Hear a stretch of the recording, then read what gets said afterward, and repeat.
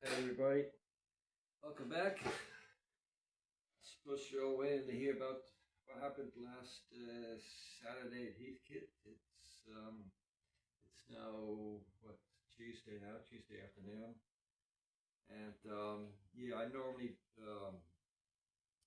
after an event like that, like last Saturday, I would have probably done a video the following day on a Sunday and uploaded that evening, but I was a bit disappointed, annoyed. I don't know. But anyway, had I done a video the next day, I would have. This video would have been just one long rant and one long whinge. I don't want to bore you with that, but I will say something about it. So that'll only take up a minute. But the reason I was disappointed was this event was advertised already late last year on the Heathkit Park website. It's initially slated for mid to late January.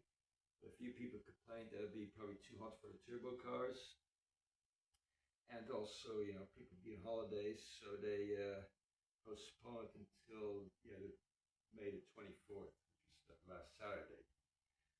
And so there's plenty notice given, and I thought, well, there's so many Ford Bear turbos out there. It'd be a good day out. There'd be plenty of people there. You can see all the different setups people have and talk to them and watch them go down the track.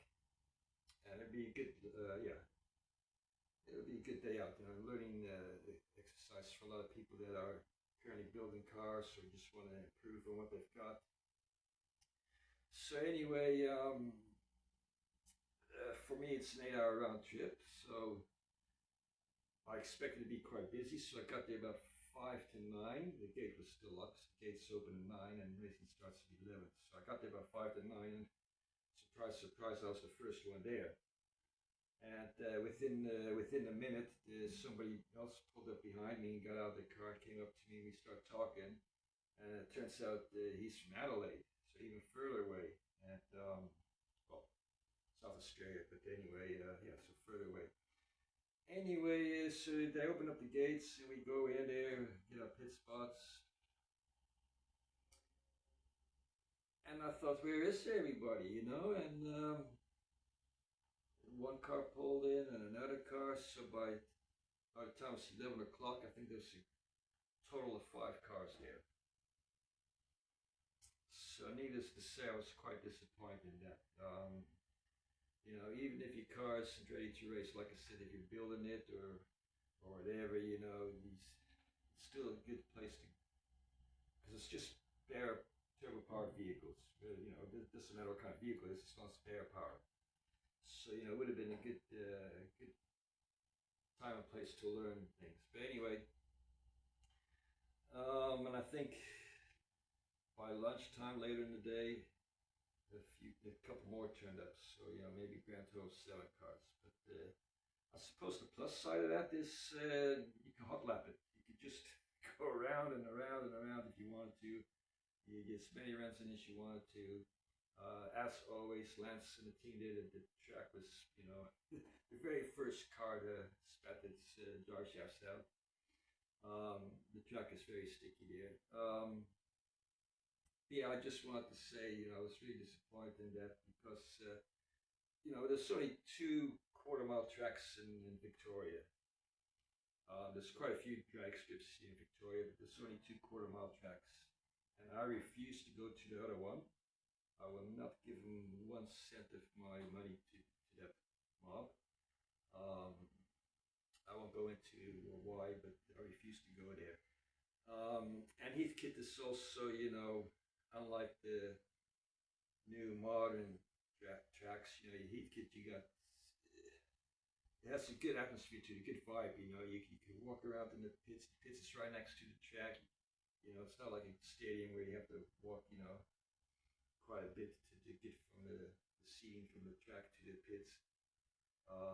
It just has a good, relaxed atmosphere about it. And if people don't go, eventually it'll shut down, and then everybody be crying, oh, we don't have a drag strip, we don't have a drag strip. So, you know, I cannot emphasize enough to go, you know, especially on events such as that, because as I said, that's what I used to do back in the old days. So I used to go to the drag strip, watch what the other people were doing with their cars, watch them go down a drag strip, talk to them, talk to the drivers, owners, and see what they've done. And it just gives you. I mean, nowadays, fair enough, you got the internet and stuff. You can learn a lot from that. But there's still nothing better than actually going to the track and meeting people, and you develop friendships. You know, that's the other thing. You meet people, you develop friendships. I've made a lot of friends that way at the drags. In fact, last Saturday I met this three or four guys. They come from the southeast suburbs of Melbourne. Lovely people. One of them himself has a territory, so you know he picked my brains a bit. He came from Bayswater, I believe, and yeah, we were talking, and they had a good day. They were there as spectators, but they had a good day. The weather was perfect. You can ask for better weather. I think it was 19. Um, it's very slight breeze. Yeah, the conditions were perfect. The track was perfect. I don't understand why there's so many bad turbos out there, and I do not. I mean, I remember at the All Fort Day about a month ago. You know, there's one workshop. They had, you know, at least several, if not more, customers' cars there on display. You know, all with the bonnets open and the laminated diagram saying how much horsepower put out and this and that. You know, and I did not see one of them there. It's just, you know, are they show ponies or just dyno queens, or you know, what's the story? Anyway, that's my rant. Right now, on to the day. For those of you who didn't follow me, you know, about 8 months ago, I called Kevin out from KevSpec. His channel is called KevSpec because his engine build is identical to mine, virtually identical. Um, I'm all-wheel drive, he's rear-wheel drive, but I'm also heavier, so I thought it'd be a good matchup. So anyway, we after 8 months, we finally managed to get the date, set the date for those, which was last Saturday. And it was Kevin's first time with his car with the bigger turbo and injectors and the two-step. So he wanted to get a few practice runs in first, which is fine. And unfortunately, he had issues with launching with the two-step. He couldn't build up boost, and yeah, he just had a few issues with launching the thing. And he had a couple runs. He did a couple runs, and then I thought, hang on, he's having all the fun. I want to get a practice run in. So I went out there and got one run in, and I'll tack on the videos to the end of this. But my the shift points, they just, the transmission, like especially the third to fourth shift, it just would not go into gear. Well, it would, but it took a few seconds and delayed. So I had two runs. The first run was better than the second one. The second run, I forgot to put it in second gear when I launched it. I took off at first, so obviously everything was a lot slower. And the same thing, you know, the 3 to 4 shift was just, I don't know. Look, if anybody's had this issue before, it could be just a solenoid or something to go from third to fourth. I have no idea what it is, and you know, I'm not in the financial position that I could just pull the transmission out and send it away to have it pulled apart and looked at. You know, I'm just hoping it's something very minor. If I had an idea what it was, I could go straight to the problem instead of chasing my tail. But other than that, what else? Yeah, oh yes. So we also had a wager. You know, both Kevin and I we're not rich people, so we placed a bet, $2 bet. was actually because of the issues we had, was a bit of an anticlimax because we didn't run each other, which is sad because had both cars been behaving itself, I honestly think it would have been a pretty good race. And I actually bought this thing here from C-Mart, Kmart, but I call it C-Mart, Chinese Mart. Should be called CC Mart, cheap Chinese Mart, triple C, cheap Chinese crap Mart. But anyway, I bought this. I had position on my passenger window, so I thought if I'm in the left lane, you'll be able to see the other car. We're running side by side. Anyway, I put this on a Wednesday, and much to my surprise, the next day it was still stuck to the window, so that's all right. And then Friday it fell off. So I thought, well, great, it doesn't even have a phone on it, any weight on it, that won't work. But anyway, I stuck it back on, got the heat kit, it was still on, and then I put the phone in it, and much to my surprise, it worked, it stayed on during the run. I pulled into the pits, as I pulled in the pits, it fell down, so that was good timing. But again, hopefully I can put that video on after this little talk. Kevin was kind enough he filmed one of my runs. He's kind enough to send that to me, which I'll probably try to add this video. A friend of mine, a good friend of mine, Sam from Geelong, he was down there. He filmed my runs. He sent the videos to me. Thank you, Sam. And he also helped me set up and pack up at the end of the day. And I also took a couple of videos of Kevin's runs and I sent it to him so he could use those for his YouTube channel.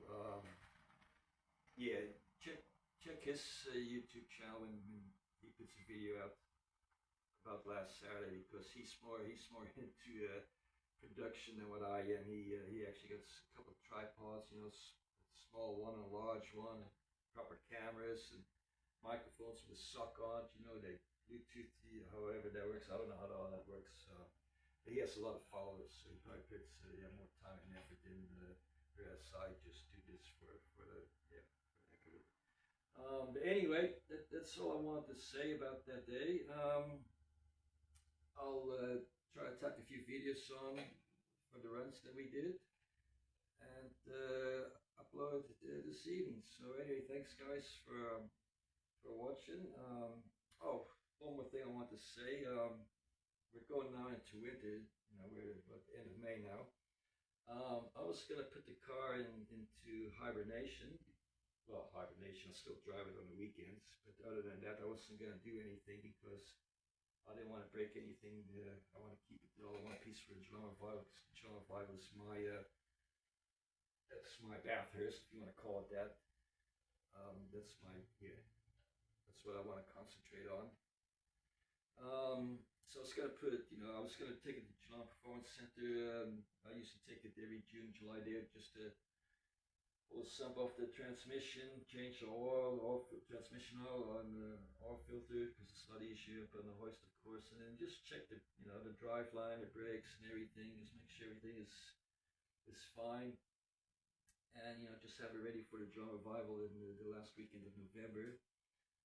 But now, because of the transmission, it's not behaving itself, we're obviously going to spend a bit of time on that to try to get that right before Geelong Revival. Because I was going to actually work on my BMW next. I got an E39 BMW, a 530i, and I was going to put the turbo that came out of this, the original turbo that came out of this, put it in the BMW, and put the intercooler on it, and water meth injection. That was going to be my next project. But I might put that on a back burner for now because I have no idea what this will cost to get it, sorted out. So BMW going on a back burner. I can't think of anything else, guys. But I appreciate you guys taking your time to watch this. Hopefully the videos, you'll enjoy the videos that I'm going to put on, and I'll keep you up to date. All right, thank you. All right.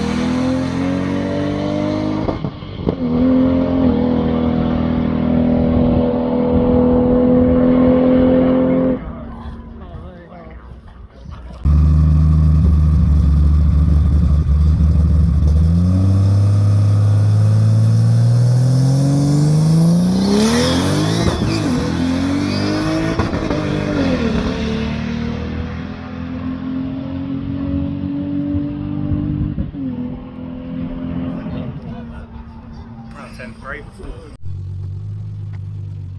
Alrighty guys, this is Nick, Captain Slow. Let's see what he can do.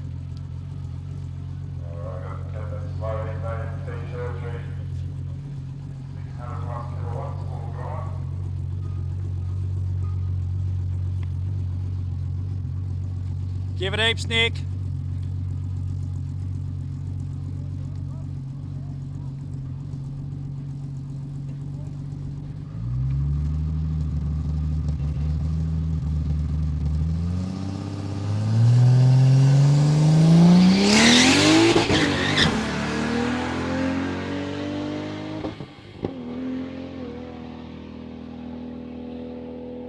Holy crap, that thing goes. Wow.